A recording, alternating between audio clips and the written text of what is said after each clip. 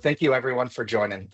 Again, if you have just joined in the last couple minutes, microphone and camera are enabled. So at any time, if you want to unmute and if you want to come off a camera, and if you have a question and you want to interrupt us and ask a question, you can jump in the chat, you can unmute and just talk.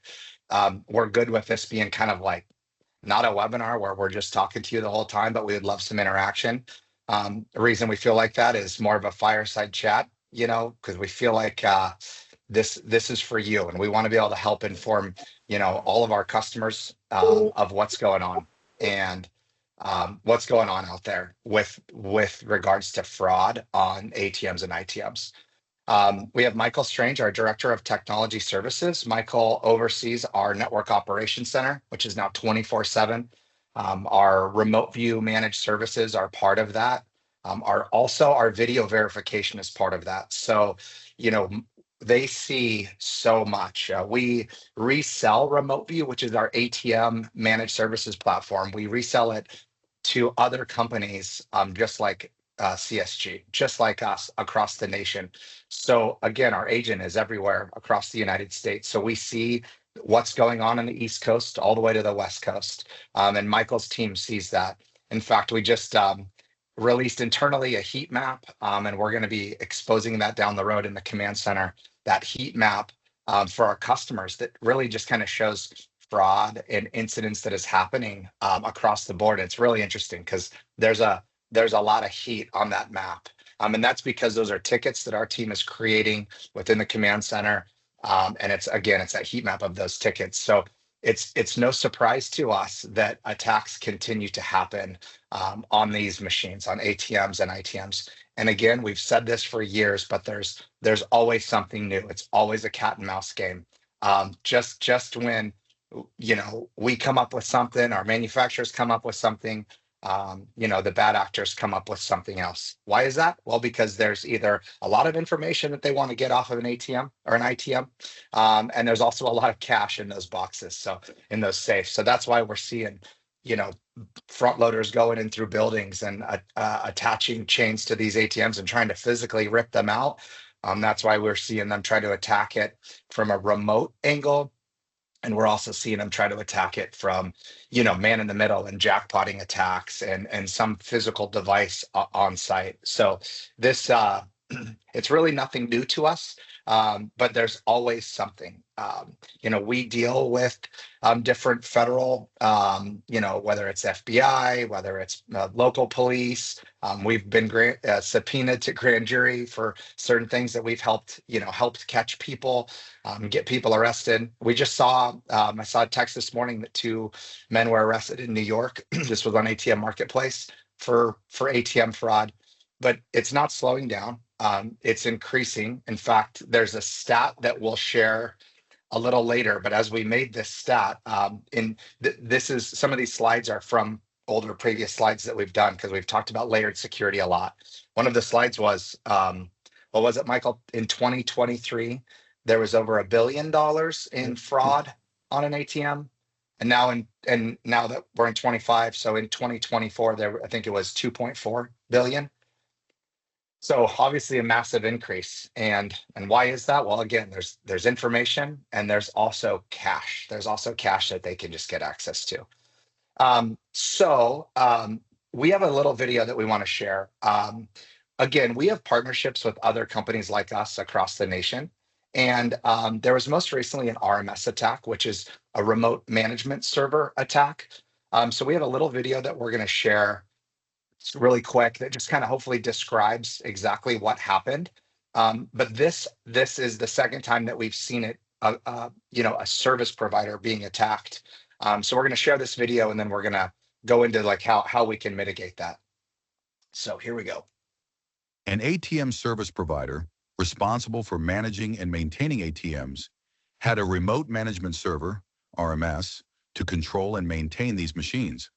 But that server was compromised. A hacker gained access, giving them control over the ATMs that are connected to the RMS server. Once inside, they rerouted the ATM's communication, cutting off their connection to the legitimate ATM host and redirecting it to a fake authorization server under their control. Now, instead of verifying transactions with the real ATM host, the hacker system approved fraudulent withdrawals, allowing cash to be dispensed on demand. This attack, sometimes called ATM jackpotting, allowed the attacker to drain ATMs in a short period without triggering standard fraud detection. Okay, so this just happened, just recent. So if you haven't heard about it, you probably will hear about it with another company. We talked with that company. We offered help and gave some guidance, kind of on that incident and our 2 cents. But I'm going to jump into immediately how we protect ourselves at CSG, because I feel like that's very important, right? We have at Cook, we have Remote View.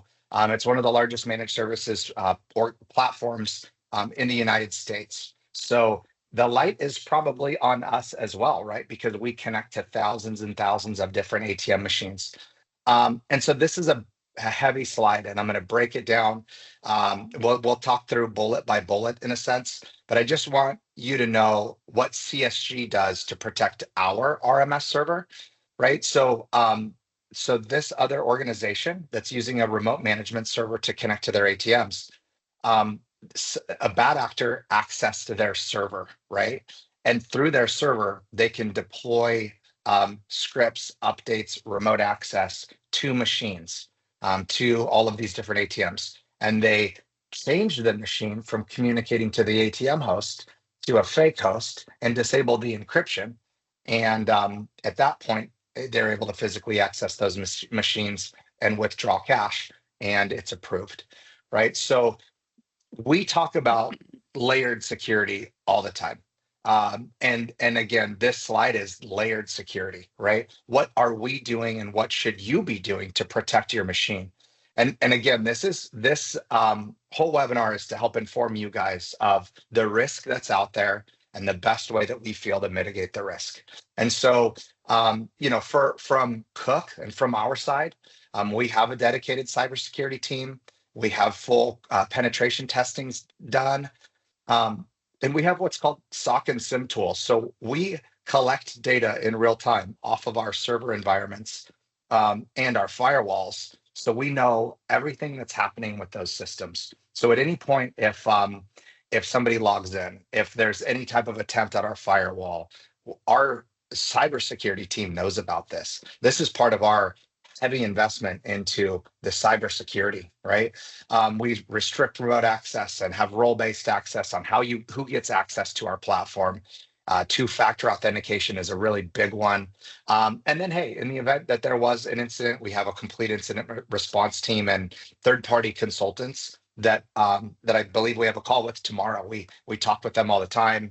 They review our environment. We have discussions of how to best stay up to date with the latest technology. And why we have the bullet below this line, the SOC audit.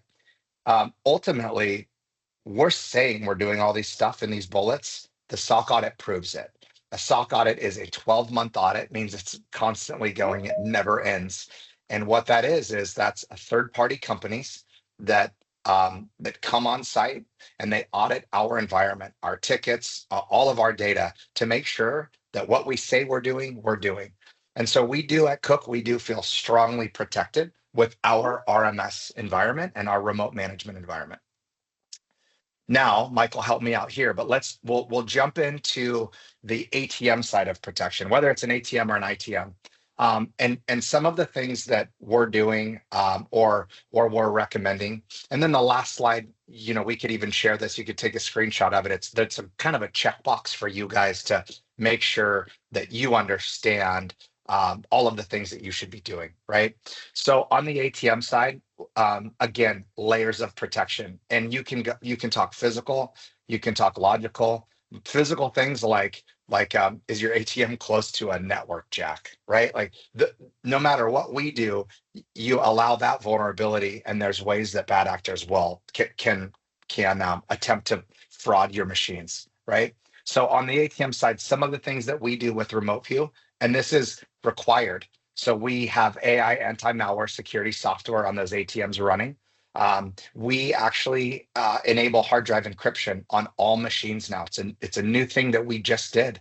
But hard drive theft, bad actors physically going to an ATM, pulling out a hard drive, um, accessing that data, installing RMS software on it. We've seen it. We've seen it recently. We had a customer send us their hard drives after they were attacked.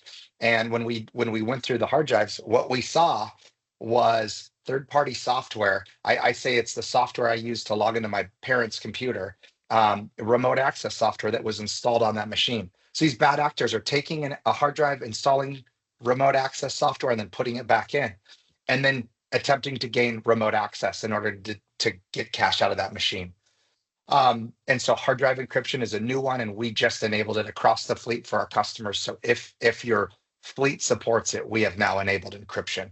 We feel like that is such a vulnerability that it should be required at this point. Michael, yes, jump in. Yeah, and with the hard drive encryption, one thing to note here is it does require a thing called a TPM chip, a physical piece of hardware that has to be installed on the ATM. Some machines are missing these. So anybody currently on remote view, we will be sending out a report shortly, identifying any of those terminals that are missing that so that we can start working towards getting hard drive encryption put on those machines. Does anybody have any questions so far? I guess I should have paused and asked that. If you do, feel free to unmute or feel free to jump into the chat if you need any clarification on this. Yeah, I have a question actually. For the hard drive encryption, is this the same as the RV encryption? Is that also what it's referred to? It is, yeah. So what we've done is, the history of remote view is we've had all of these modules.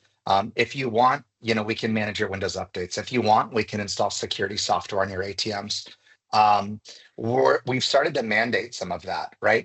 If you want to use remote view and use a remote access software, you have to have these things just because we feel like the risk is so high, and the vulnerability is so high. So what we've done is we've always sold RV encryption as a module. We've enabled it. If you have it already, you have it.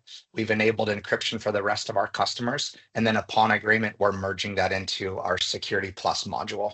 So that's kind of our goal or what we're doing. The reason is, again, the reason is we just wanted to stop the risk, and stop that vulnerability. And we feel like we probably should have required this years ago on our encryption. So hopefully that makes sense. Okay. Yeah, perfect. Thank you. And we've got a question in the chat. What are the physical security implications? Meaning there is a way to prevent downloading into the ATM directly. So there's, I wonder nope, keep going, Michael, sorry.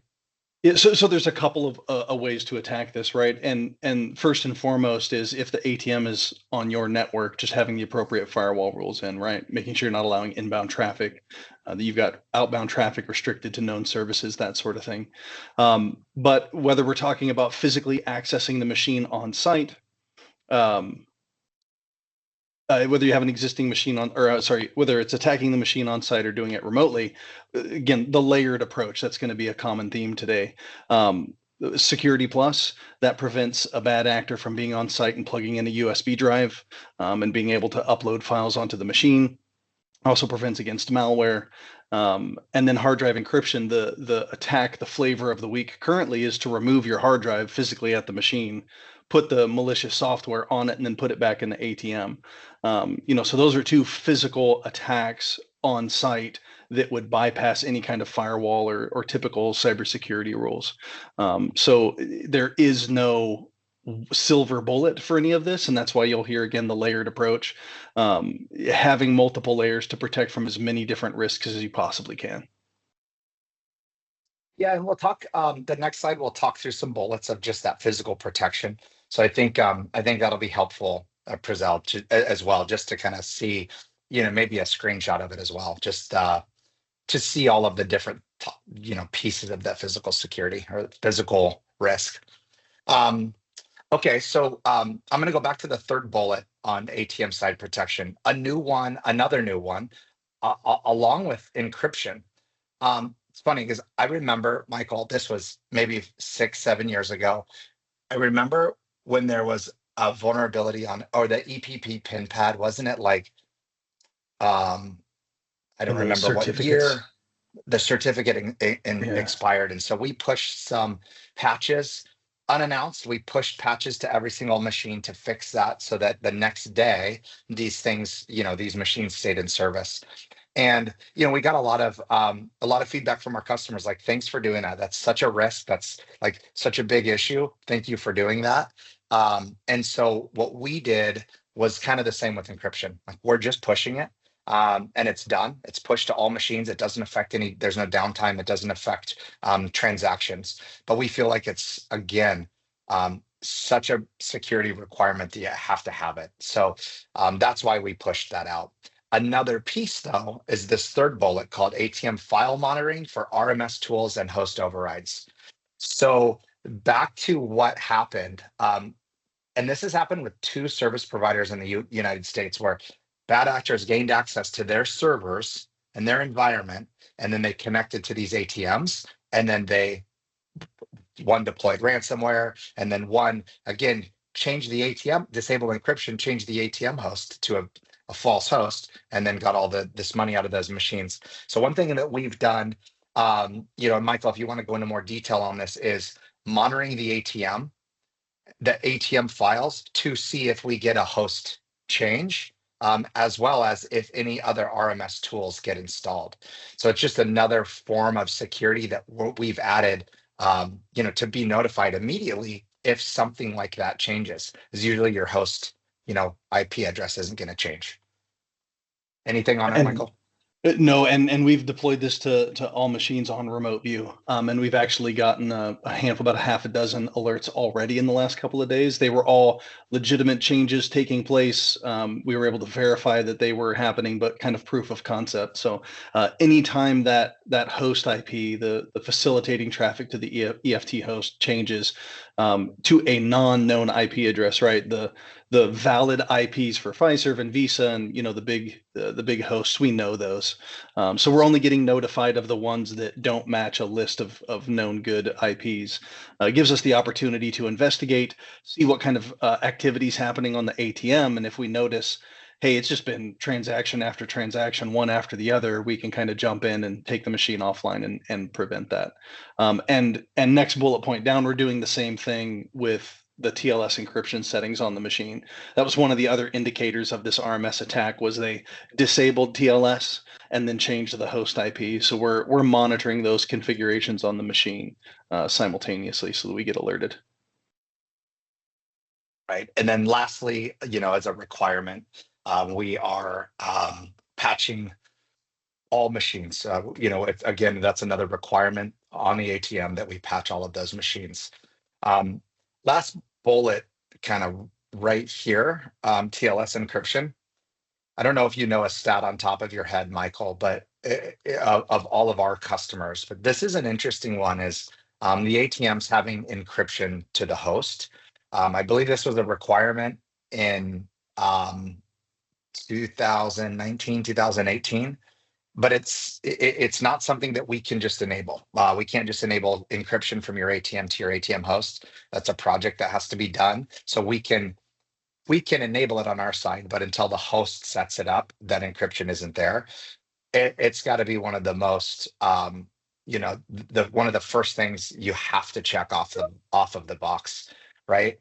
Before RMS attacks, and we've seen this for years, where bad actors show up to a machine, they open up the top head of the machine. If they can gain access, they can plug in a little device, little computer, an Android device, whatever the case may be, and they can act as your ATM host. And if there's not encryption, if there's not a client server encryption and relationship there, then any host can, this acts as a host and basically says yes and approves any cash to be dispensed. So that's why we've seen that happen so many times, where our customers lose a lot of money out of their machine because they don't have TLS encryption.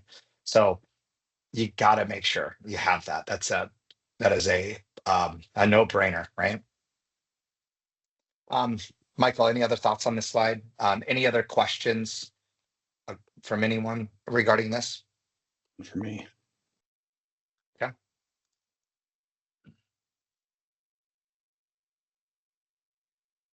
This okay.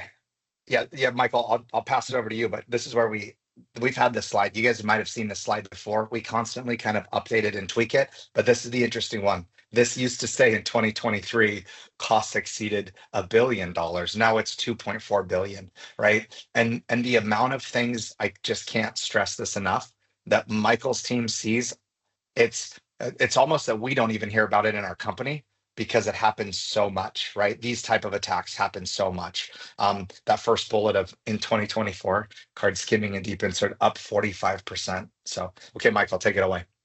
Yeah, no, and rewinding a little bit, you just into the ATM ITM fraud conversation, right? We'll go through the main threats. You can see them highlighted in red on the slide, and kind of talk about what they are, how they impact the ATMs, and then the next slide we'll get into what we do to prevent from different types of ATM fraud. So as Levi pointed out, 2024, huge surge in ATM fraud, $2.4 billion, up 60%. Card skimming up 45% in 2024. And something that's kind of interesting that we've noticed, and this isn't just ATM fraud, right? You hear the same thing in fashion and music. What was old becomes new, right? The hard drive attacks were a thing that we saw very early in my career with Cook 10 years ago. Hard drive attacks, those physical ATM attacks were kind of a thing. And then they sort of died out, and skimming really became the main attack that we saw on machines. And now here we are 9-10 years later, and the hard drive attacks are coming back. And right now, the hard drive attacks are the thing that we're seeing the most often in the field within the last couple of months. RMS is still relatively new. We've seen a couple of those in the last few weeks, but hard drive attacks are still kind of the flavor of the week right now. So digging in, and again, feel free to send questions or interrupt. Sometimes I get nerdy excited about the fraud stuff and get going. So feel free to hop in and ask a question if you have one. So man in the middle, Levi was kind of talking about this a bit with TLS encryption. It's kind of a physical network infrastructure attack. They're going after the Ethernet cable that comes out the back of the ATM that facilitates the network communication to your EFT host for ATM traffic. They're putting a computer in between the ATM's PC core and this network cable that allows them to intercept the unencrypted network communication going to your host. Once they have control of that traffic, they're able to intercept, not allow the traffic through to the host, and send a fraudulent approval message. So you still have to have an ATM card, you still have to do a transaction, but regardless what the amount is, they can send an approval. So it gets around all of your fraud protections at the host level, all of the withdrawal limits and that sort of thing. And allows them to basically do a cache harvesting attack once that man-in-the-middle device is in place. The best prevention for this is that TLS 1.2 encryption. You encrypt that traffic, they can't read it, they can't send the encoded message, and it prevents them from being able to send back that approval message. So TLS is the best encryption, but again, it's not the only. Nothing is 100%, and again, layered defenses is really going to be the theme of the program today. So again, we'll get into what those different layers are a little bit later in the show. So the other attack that we're seeing, again, this is the flavor of the week. This is the one that we've been seeing the most. It's hard drive attacks.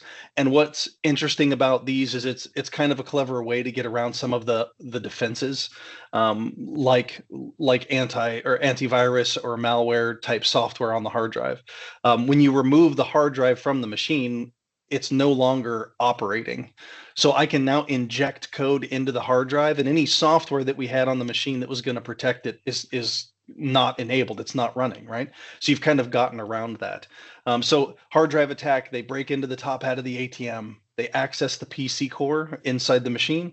They remove the physical hard drives from the ATM, connect it to their laptop or computer or whatever, put whatever kind of code on the drive they want, and then put it back in the machine. So your antivirus, your malware hasn't had a chance to prevent that attack because the ATM or the hard drive was removed from the PC, right? None of that software is running. One of the things that they've done with these hard drive attacks that's very clever is they put an off-the-shelf RMS tool on there, something like AnyDesk that Levi mentioned earlier. Well, this isn't malware. This is off-the-shelf, commercially available software. So it's not going to trip antivirus. It's not going to trip your malware. It's just going to be legit software running in the background. And now they can use their server side of that software to gain access to the ATM. Obviously, they have insider information because they know how to reconfigure the host IP settings. So basically, they go in and reconfigure the host and point it to their control server, and now they can basically do a man-in-the-middle / cache harvesting attack on the machine. So a very clever way to get around some of the defenses. Again, with the hard drive attacks, encrypting the hard drive, that's the best defense here, because once that drive is encrypted, when they remove it from the ATM core and plug it into their laptop, they can't see the hard drive. It's encrypted, so they're not able to read it, they're not able to write to it, and it kind of kills that attack where it sleeps. Question about stolen hood keys. We do see stolen hood keys, but depends on your hood key. Up until recently, the hood key on an NCR ATM was the same key that came with my coffee machine. So not a super high security device. More recently, they switched to ASA Abloy keys, a little bit more high security of a lock, but it is a generic key that works for every ATM, and you can buy them on Amazon. They're not a controlled item. So one of the layered defenses that we'll talk about later is rekeying your top hat to a key that is unique to your institution. Again, I would mitigate your expectations of doing that, because that top hat, while it is a security device, it's not armored. You can typically pop the locks on a hood with a crowbar. So you don't even need to mess with the lock. It is still good to make the change. You want to make it harder, not easier for them to get into your machines. But you definitely don't want to rely on just rekeying that lock to protect your top hat. I'll take another pause. Any questions with man in the middle and hard drive attacks? Hey, Michael. Hey, good morning, guys. It's Lisa. Oh, good morning. Hey, so the other thing that we did to kind of mitigate against the stealing of the hard drive and things like that is we put audible alarms and strobes in all of our top hats.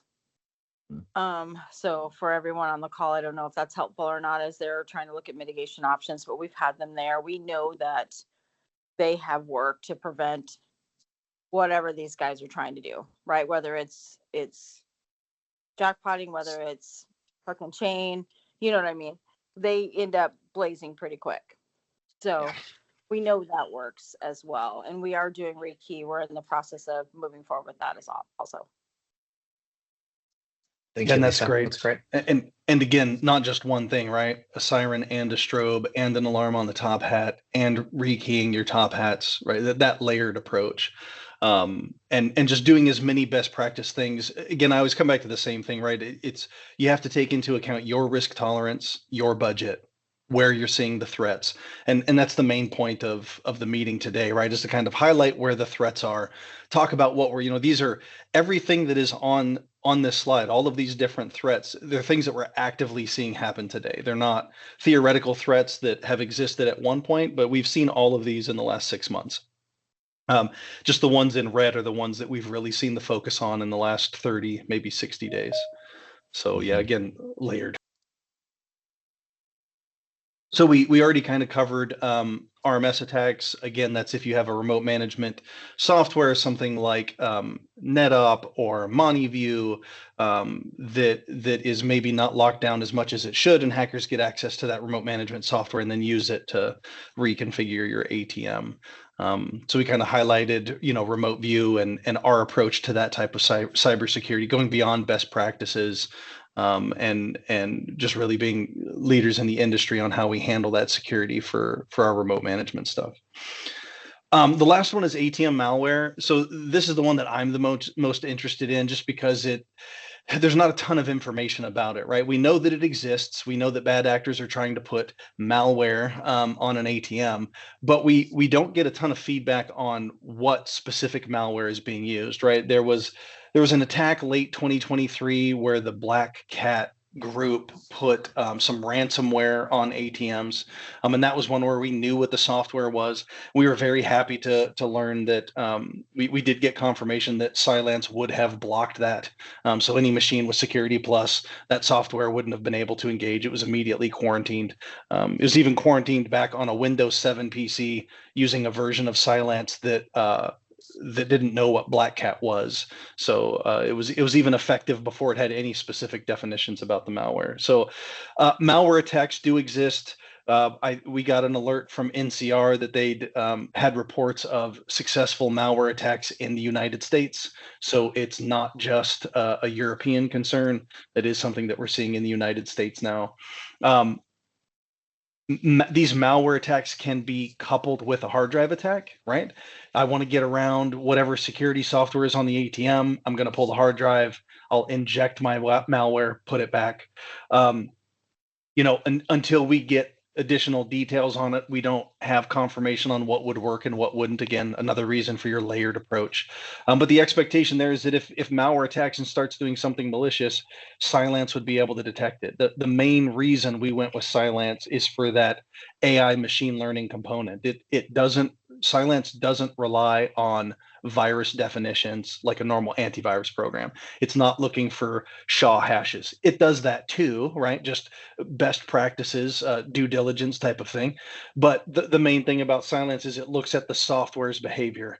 Have I seen the software running before? Is it registered with the operating system? Is it mimicking behavior of known bad actors? It's analyzing the behavior of the software on the machine. So if it sees it doing something malicious, trying to access protected memory or opening ports or whatever, it's going to block it. It's going to quarantine it and send an alert. So what's nice about that is when you get these new attacks, or sometimes we're called zero-day attacks, Cylance doesn't need to be updated. It doesn't need to have that viral definition. It's going to see the behavior of that malicious software and react accordingly. So a huge benefit to that software running on ATMs with these malware attacks. So even if they get around the initial detection of installing the software, we're pretty confident that Cylance is going to be able to grab it once it tries to unpack and actually do something. But malware can also be put on an ATM through USB ports, through the RMS attacks, right? Getting remote access to the machine and using it to deploy it. So again, layered approach, right? Having your firewall locked down so some random IP address doesn't get access into your network to your ATMs. Again, Cylance blocking USB ports, so somebody can't just walk up and throw a thumb drive into the machine. Cylance does that by default. It turns off those USB ports, except for to known drives. So again, layered approach, making sure that these different access points are locked down, and again, prioritizing based off of the threats that we're seeing in the wild, things that are actually happening today. Michael, that one that was not malware, but it was ransomware that got deployed. It's the same thing. I mean, that ransomware got deployed to thousands of ATMs, and they all had the message, you need to pay the bill. Like that's it's not a good message you want on the screen of your ATM, right? And that could have been stopped by an AI security tool just like this. Yep, as many layers as possible. And again, we are still seeing card skimming, hook and chain. Lisa's description of having the siren and the strobe. We'll touch on this later too, but we do have a hook and chain deterrent that uses camera analytics to sound a siren in a speaker. Jackpotting, which is typically a malware style attack where you're able to create a button on the ATM screen, push that button, and cash magically comes out. Jackpotting is the difficult one to detect because it's not using a transaction to facilitate the cash. You're literally just bypassing the whole EFT authorization thing and commanding the dispenser to spit money out. Cash harvesting, that's the bad actor in front of the machine with a stack of fraudulent ATM cards, one transaction after the other as quick as they can. That's your cash harvesting. Explosive attacks, which this one just always seemed so Wile E. Coyote to me, and such a goofy way to get into a ATM, but you fill the cash safe up with heavier than air gas, like propane, and then throw a spark into the machine, and then it explodes and opens the door. So again, Wile E. Coyote, half the time they end up blowing up the cash as well, and it's just confetti that comes out of the machine and not usable cash. And then eavesdropping is one where you're trying to siphon account information from people using the machine, whether you're tapping into the mag reader or reading information off the USB cables inside the machine, or even trying to pull RFID off of tap to pay, off of tap cards, from several feet away with a giant antenna, those types of eavesdropping attacks. So we do still see all of these, again, probably within the last 6 months for all of them, except for the explosive attacks. We haven't seen one of those so much in 2025, but I think early 2024, we had a few of those. So all of these threats are still actively being exploited.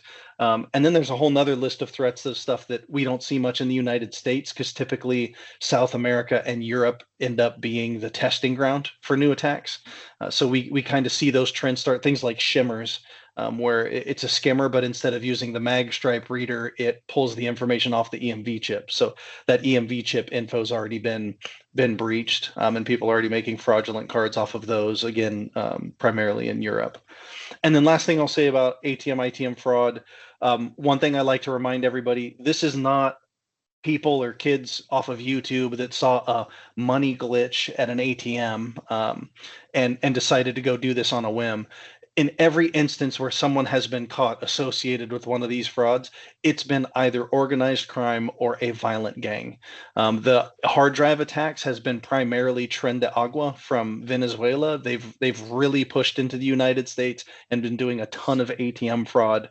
But last year, with a bunch of skimming attacks, it was a Romanian crime family that was really doing coast-to-coast skimming attacks. And again, a coordinated effort. We could track the individuals as they moved from state to state. They would literally attack New Mexico, get arrested, get released on bail, go to Arizona, get released on bail, come to Oregon, get released on bail, watch them go up and down the I-5 corridor as they do their attacks. So these are organized crime bad actors that are running a business route and driving machine to machine to commit these frauds. So it's not just, part-time criminals looking for free money. These are criminal organizations doing this as a business. So it's a coordinated, determined attack on these machines.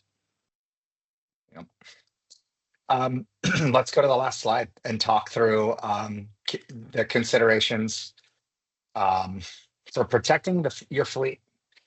And we have some, like, this is a good one to just kind of hang on to and look at.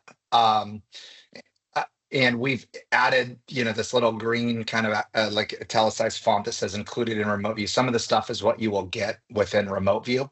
Down below is the twist, right? Like, whether you use CSG or not, if you do not use CSG, all of these features up at the top, these are generic. There's nothing special to cook, about these. Down below are some of the things, the additional layers of protection that we feel are powerful, that we feel are that twist that we always talk about with CSG. What is different with us? What do you get that's different?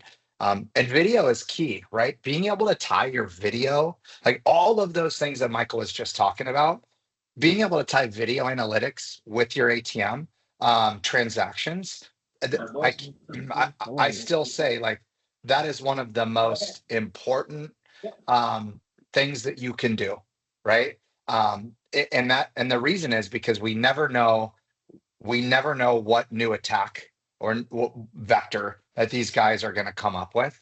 But if we see somebody at a machine and they're there without performing valid transactions, then we review that. And I don't think you want to know the number of video, the number of tickets or video clips that our team reviews on a daily basis. But when we look at a report, just the other day, we looked at a report, like a 30-day rolling report, and Michael and I were talking about it for the 24/7 team and for the amount of tickets that we have coming in through the knock. There's thousands and thousands of calls that we review, but there's 49 suspicious tickets, meaning those people are there and they're trying to do something, right? And being able to know that, you would never know If you have normal pieces of protection, you would really never know what's going on unless you can see that video clip and see. And that's why Michael, like the last clip, there's so many video clips. That's why Michael has such a intimate knowledge of this, is because we see it with video so much, right? Michael, do you want to just talk through the top bullets really quick, kind of knock those out? I think we've touched most of them, but maybe one more time. Yeah, absolutely. So bollard security gates, those are the physical barriers that go in front of the machine. These help to protect against the hook and chain style attacks, right? Where they want to rip the machine out of the ground. Again, transparency, us being honest about things, you want to mitigate your expectations with some of this. It's a layered approach, right? And the reason why I say that is we recently saw an attack against an institution where they took an industrial grade front loader and drove it through the front of the building. So the wall of the building didn't keep them from getting the ATMs out. But again, you get it. You see a lot of pickup truck attacks as opposed to the construction equipment. Those bollards and security gates are great against somebody just hooking a chain around a pickup truck. Less effective against a 5-ton bulldozer. But again, layered approach. We talked about this earlier, replacing your top hat key. Again, mitigated expectations. I can get into your top hat with a crowbar, but that's why we recommend alarming the ATM, not just the cash vault, not just heat and vibe sensors, which again, can be a pain sometimes, especially if your ATM is near a large thoroughfare, tractor trailers, large trucks can set off the seismic sometimes, but also alarming that top hat. I changed my security key for the top hat, and then you crack it open with a crowbar. I want my alarm to go off. The example that Lisa gave, maybe have that alarm attached to a siren and a strobe, so it doesn't just call the cops, it scares the crap out of the people that are standing in front of the ATM, right? Layered approach. Utilizing the manufacturer protections on your ATMs. NCR has done a lot with the SPS or the anti-skimming kits. They've upped the strength of their mounting kits. They have an enhanced mounting kit to help defend against the hook and chain style attacks, which manufacturer protection, TLS is kind of one of those, right? Levi said TLS encryption was mandated in 2018, TLS 1.2, and it's just taken the industry so long to get that rolling. Again, your host drives that connection. They have to turn it on. We can support the effort, but they have to instigate that. Also doing things like hard drive whitelisting. Again, this is something built in by NCR. It's called UEFI, and it's just a security protocol that every time a new hard drive is installed on the machine, you have to go in to the BIOS software of the machine and say, this hard drive is authorized to be here.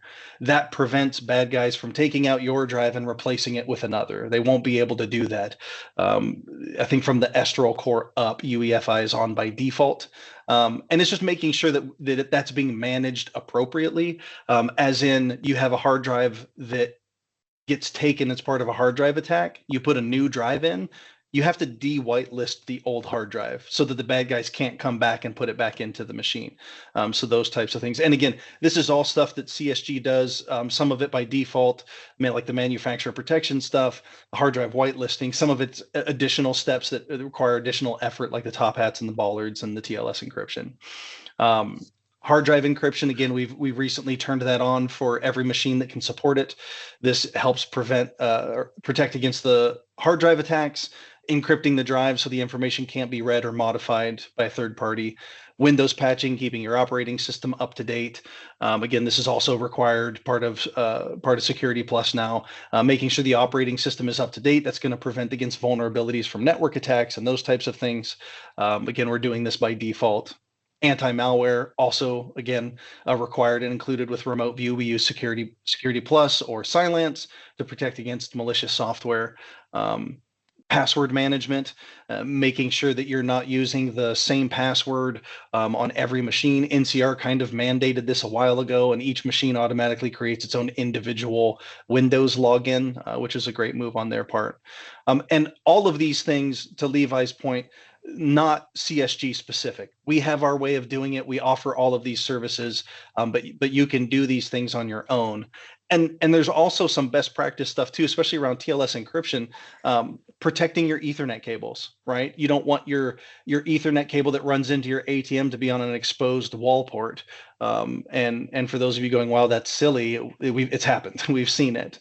And they got hit with a man-in-the-middle attack.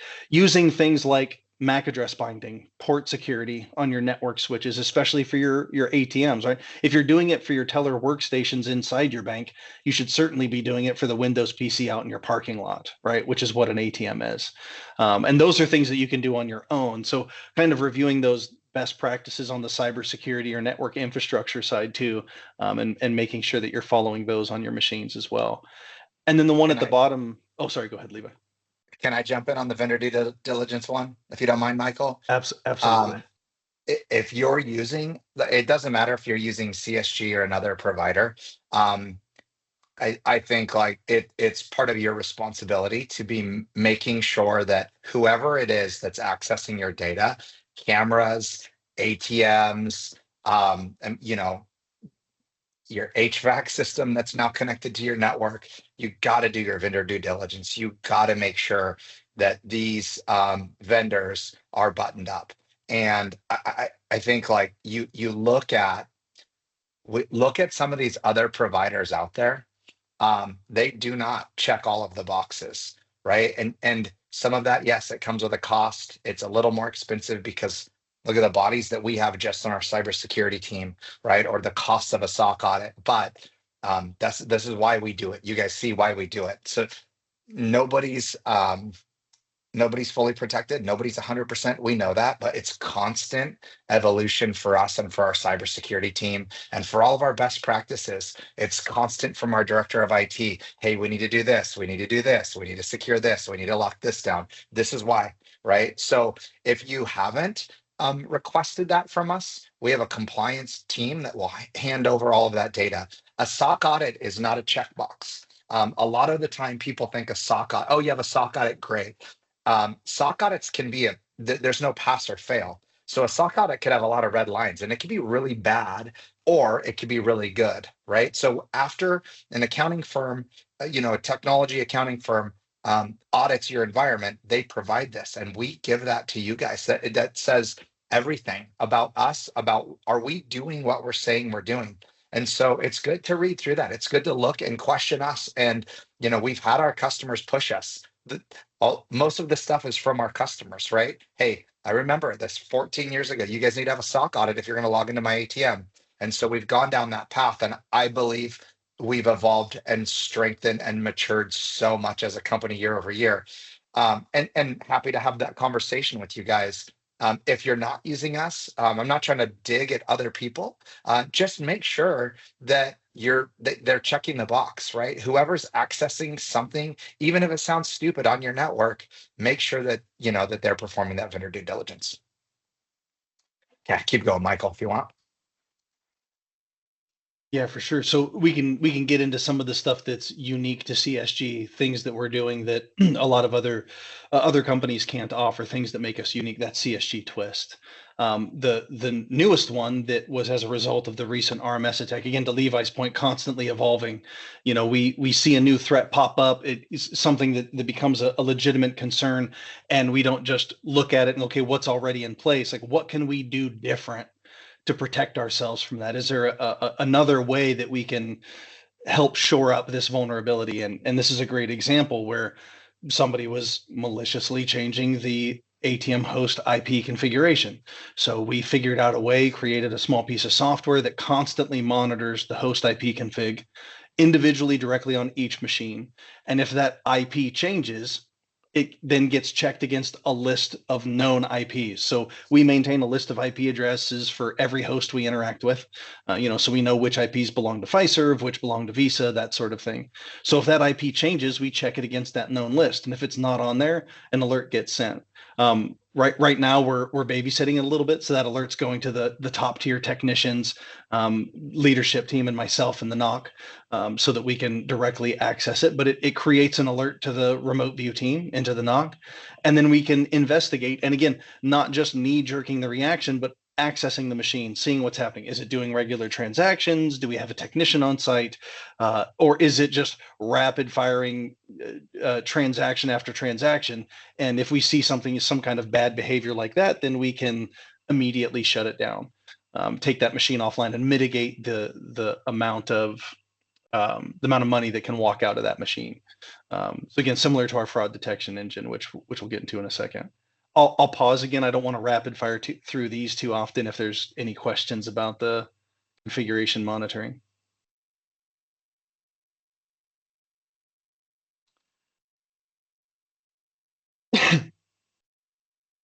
So we've got a question in the chat here.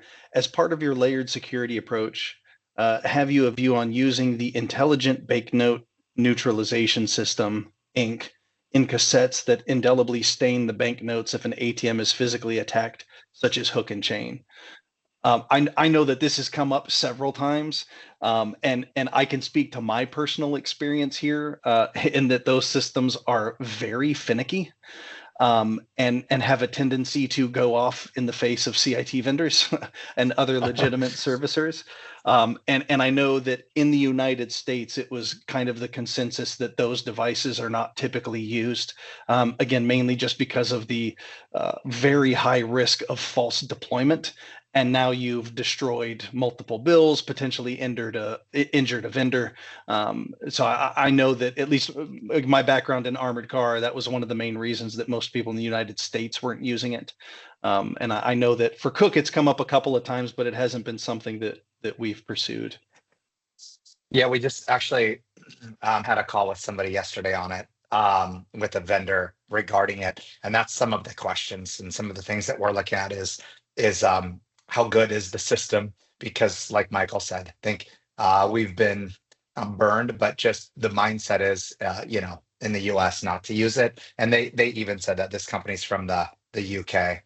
So, but what it's interesting is they say everybody else uses it 100%, right? And this company I spoke with is in 40 other countries. So I think we'll have more discussions. If you have an interest, please come to us and let's talk through it. Again, a lot of our services solutions are brought to us from customers, so we really appreciate the feedback. And if that's something you're interested in, we definitely have those options, and we can just start that conversation. So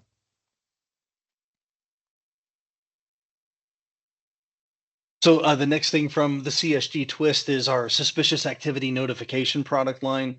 So you see that they're SAN, smart camera detection. So this one we use AI analytics running on a surveillance server, right, with a camera view to help us identify a human's interaction with an ATM. So it evaluates the human's interaction, looks to see if they're doing a legitimate transaction on the ATM, and if they aren't, it gets sent to the NOC for review. So Levi mentioned this earlier, the insane number of videos that we review. Looking at our current stats, we've reviewed 69,500 videos in the last 90 days. So that's about 33,000 videos a month. So we go through a lot. Any of you that have heard me speak about fraud in the past, I'm a firm believer of you have to have false positives on your fraud detection in order for it to work. Obviously, you want to mitigate that. You don't want to have too many false positives, but if you get 0 false positives, you're probably not going to catch the bad guy when they do their fraud. So a big part of our service is eating those false positives. So we review those videos, try to determine what the person is doing. And in the last 90 days, we've detected 10 skimmer installs, and then 44 generally suspicious interactions with people. So hitting the machine, punching the screen, taking a crowbar to it, taping a fish with a pink cowboy hat to the screen. Yes, that actually happened. Just all kinds of silly stuff that we then, get to report to the institutions or the users of that service. Again, leveraging the camera AI, being able to detect what the human is doing. For us, there's plenty of machine side protections, right? Those manufacturer protections like SPS kits, but the bad guys come up with ways to get around it. So get ourselves away from the ATM, get ourselves out of the machine, and try to catch those nefarious actions by watching the human doing it instead of trying to detect the hardware. It separates us a little bit from the arms race that is bad actors and fraud. And then we partner that with our fraudulent detection engine, or FDE. This is kind of the flip side of that conversation. So smart camera is primarily looking for a skimmer install. Well, what do they do? What do the bad actors do once they've obtained that card number and the PIN? Most of the time, they do a cache harvesting attack. So they create fraudulent ATM cards with this PIN, on valid customer accounts. And then they come back to an ATM, not always the same machine that they took the card numbers from. We recently saw an attack where card numbers were captured at a 7-Eleven across the street, and then they walked across the street to a financial institution and cash harvested it on their machines. So what Fraud Detection Engine does is it analyzes EJ activity. So we use the CSG EJ archiving service, which is something we offer on Command Center, allows you to access EJs from the ATM. You typically get a little bit better visibility and information than you do from your typical EJ, which is great. But we analyze that transaction activity and look for what we call monitor sets or transaction grouping, something like 4 withdrawals within a 5-minute window from non-matching cards. That would be very unique that 4 people could do that many transactions in 5 minutes. And so we look for those types of indicators, and then we have an automated ability to disable the machine. So bad actor comes up to your terminal, does 4, 5, 6 rapid fire withdrawals. FDE detects that activity, disables your ATM, takes it out of service for 5, 10, 15 minutes. That's a user configurable setting. And that's almost always enough to make that bad actor go to another machine, leave the premises. It interrupts that cash harvesting chain. In the example I gave where they stole the cards from 7-Eleven, the weekend before, so no FDE, they did a cash harvesting attack and got away with a little over $60,000 from a single ATM. I think it was $130,000 between multiple machines, so pretty significant cash harvesting attack. The very next weekend, the exact same person tried to do the same thing, but FDE was turned on and they only got away with $3,700. So significant mitigation of the loss associated with that cash harvesting attack thanks to FDE.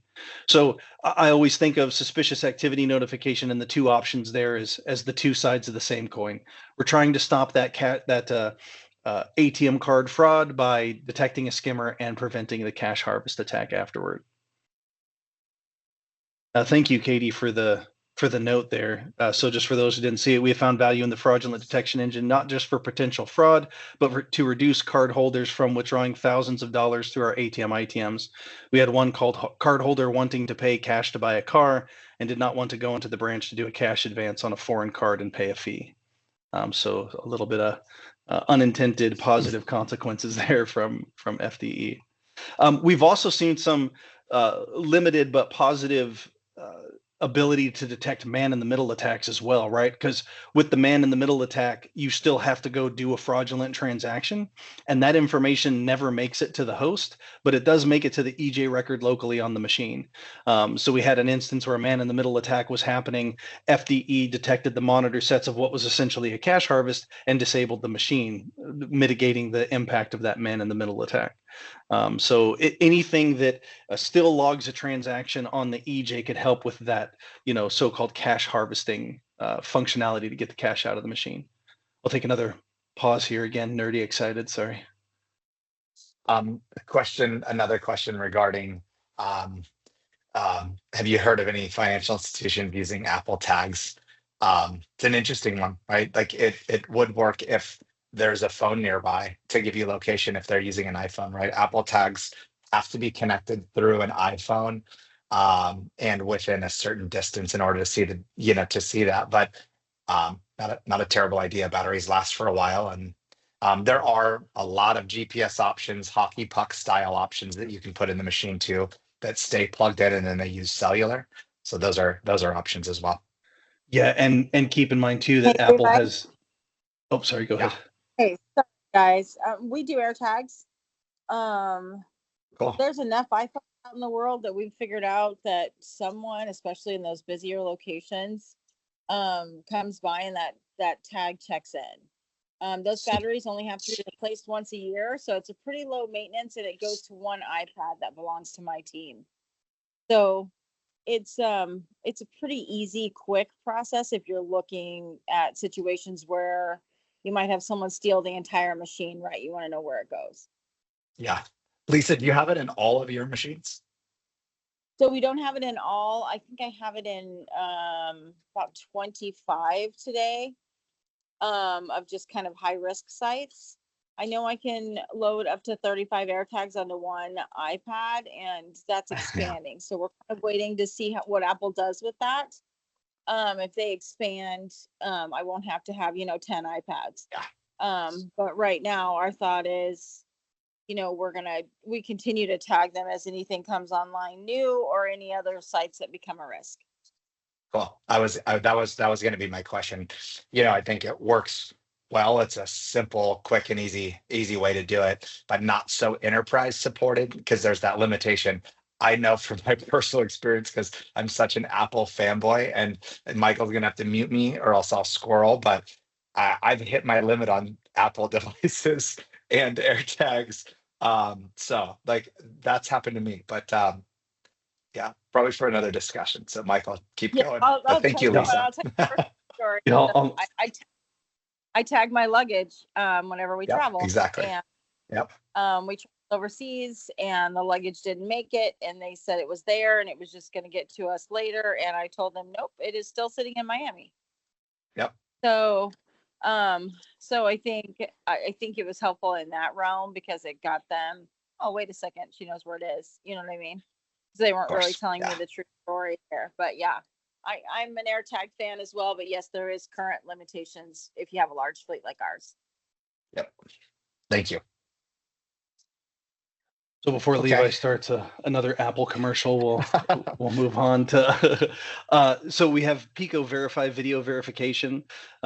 So video verification is not new, but it leverages our Pico video platform as well as the power of the Network Operations Center here at CSG. And basically, what it is your alarm monitoring center will call into our NOC with an alarm event, and we will use Pico Video to verify if anyone is on site, taking those false alarm calls off of your team so you're not getting woken up at 2 o'clock in the morning, plus provide you with some reporting options to see how often you're getting false alarms, as well as getting our expertise on what the person's doing on site. Again, we've got a lot of reps reviewing human behavior around ATMs and financial institution facilities. And one of the things that this also helps with is a lot of jurisdictions recently have started pushing a independent verification requirement of an alarm event. So an alarm signal, Seattle is the best example, is no longer enough to get law enforcement to respond. You have to have an eyewitness, either somebody physically on site where the crime is being committed, or video verification, someone over surveillance reviewing that incident. So having video verification can also help both ensure law enforcement response and cut down the response time, because there's a big difference from the motion sensor in my lobby went off, I think I'm being robbed, to I've got eyeballs on a bad guy using jaws of life trying to crack open an ATM. Or in a recent example, they just drove a front loader through the front of this branch and are actively removing the ATMs. And in that particular instance, the alarm response in the Seattle area was fast enough to be able to still catch the perpetrators on site trying to load up those ATMs. So it can decrease the amount of time it takes for law enforcement to respond to an alarm event as well. So not Mike? just the added. Oh yeah, go ahead. No, keep going. Finish that. I'll touch on it after. Yeah. So not just the added convenience of your team not being woken up at 2 o'clock in the morning because your janitor or your armored car set off the alarm again, which is definitely a big plus. But again, also that expertise to accurately communicate what we're seeing and respond accordingly, plus help with a little bit on the maintenance issues and potentially training deficiencies as well. It's crazy. If you're not using Pico or you're not using CSG, I would still look into a video verification service. Sure, ours is good, and we have some interesting things with Pico and ATM, but video verification in general, the amount of missed alarm calls we see, none of people getting that call at 2 a.m. and not answering it is so high. So we talked about our stats for SAN. Of the thousands of SAN tickets that we receive, even the under 50 total, legit need to look into this. That's a lot. So same with Pico Verify. Our numbers, it's surprising how many legit alarm calls we see. We verify immediately, and then we're able to dispatch police. So yeah, I mean, video verification in general is definitely a huge benefit and almost something that everyone should have, in my opinion. We've received 700 valid alarm signals in the last 90 days. So 700 alarm signals, and that resulted in only 51 law enforcement dispatches. So a pretty significant amount of false alarms. And I was surprised to find that the number one cause of false alarms is not the janitor. It's actually the FI staff opening first thing in the morning is the number one cause of false alarms. So. And then so we'll hit the last one on the CSG twist. Not that this is the only thing we twist, but relative to the layered approach, but Pico analytics. So again, leveraging our AI analytics on Pico video surveillance. And we have a product called Hook and Chain. And we use those video analytics to determine the approach of a vehicle to an ATM in a way that is not consistent with normal traffic. So somebody coming in, perpendicular to an ATM instead of coming through the normal lane like a drive-through user would. And this can trigger a strobe and a siren, so similar to what Lisa was talking about, but using this on the analytics side.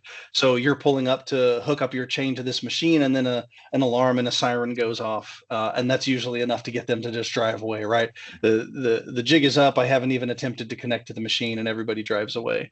Again, we had another institution that had, was it 6 hook and chain attacks in like the last 30 days. They'd been getting hit heavily over the last year.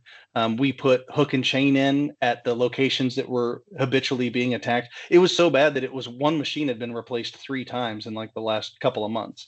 And we put the hook and chain service in place, and then all of the tech stopped, and they haven't had a hook and chain in almost a year now.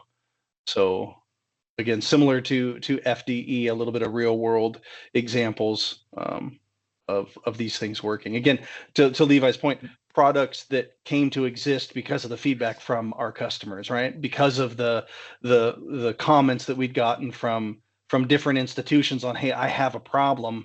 Nobody has a solution for me. What do we do to fix this, right? So more specific than just the layered approach. Right.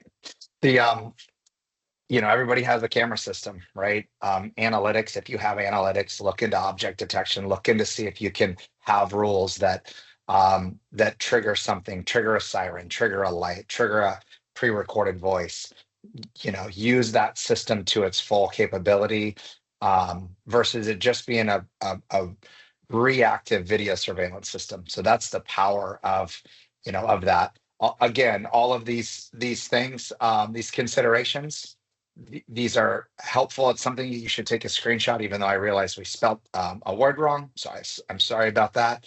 But check all of these features. Make sure that these, at least on the top, that these features are stuff that you guys are doing today to protect. We don't want to see this anymore. It actually gets really frustrating to us when we see these attacks on service providers, these RMS attacks, because usually it's because they're not following best practices, right? And that's why these things happen.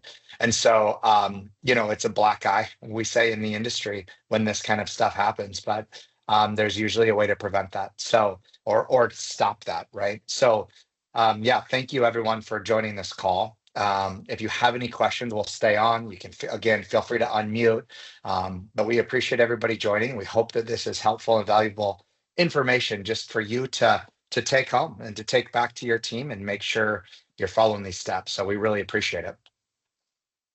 We'll send a recap out. I think we'll also, in the recap, like we have some vendor due diligence packets and some strategies to prevent ATM fraud documentation. So we'll send that out as well in the recap. Just good stuff to review. Again, whether you use us or not, it's good stuff to review and ensure you're being fully protected. So again, thank you so much, everyone. We appreciate the time. We'll stay on for a minute if any other questions. Thanks, guys. We appreciate you as a partner. Thanks, Lisa. You as well. Take care.